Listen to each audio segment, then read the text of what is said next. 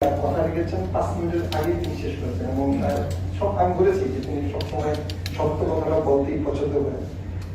আপনাদের এই আলোচনায় যেটি এসেছে যে দেখেন আমি নিজেও রাজশাহী মেডিকেল কলেজ পরিদর্শনে দিয়েছিলাম এবং আপনারা সকলেই জানেন যে একটি মিডিয়াতে এসেছে যে ততদিন 33 জন রাজশাহী মেডিকেল কলেজে মারা গেছেন বাচ্চা শিশুরা।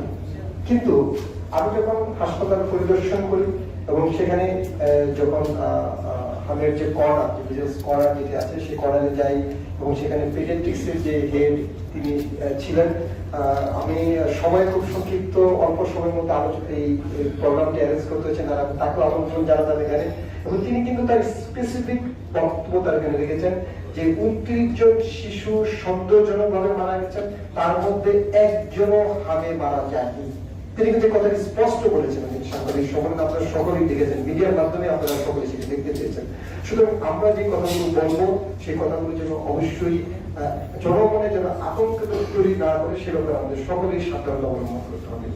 আমি প্রথমে যে অর্গানাইজেশনগুলোকে ধন্যবাদ জ্ঞাপন করেছি, তার মধ্যে ওয়ার্ল্ড হেলথ অর্গানাইজেশন, যারা বাংলাদেশে দীর্ঘদিন যাবৎ তাদের বাংলাদেশ সৃষ্টির পর থেকে তারা কাজ করছেন এবং সেখানে তাদেরকে আমন্ত্রণ জানাতে হলে অনেক প্রসিডিউর মেনটেন করতে হয় এবং তারা অনেক প্রসিডিউরের মাধ্যমে আমাদের এখানে এসেছেন এবং আমাদের ওয়ার্ল্ড হেলথ অর্গানাইজেশনের একজন উচ্চপদস্থ কর্মকর্তা তিনি অলরেডি অনলাইনে এসে আছেন সুইজারল্যান্ড থেকে।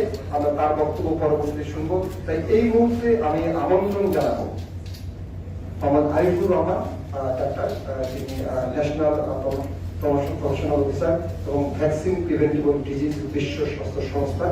এবং আমি তাকে আসলে একটি কথা একটু বলতে চাই যে তিনি যেন তার বক্তব্যে একটি রাখে যে ভ্যাকসিন প্রিভেন্টেবল ডিজিজ নিয়ে যারা কাজ করছেন বাংলাদেশের প্রেক্ষাপটে যে টিকাদান কর্মসূচি কি আসলে কি ব্যাহত হয়েছে এবং যে আউটব্রেকটি হয়েছে সেটি কি এই কারণে হয়েছে কিনা যদি পারেন সংক্ষিপ্ত আকারে সেটিও আপনার বক্তব্যের মধ্যে ইনশাআল্লাহ রাখবেন। ধন্যবাদ।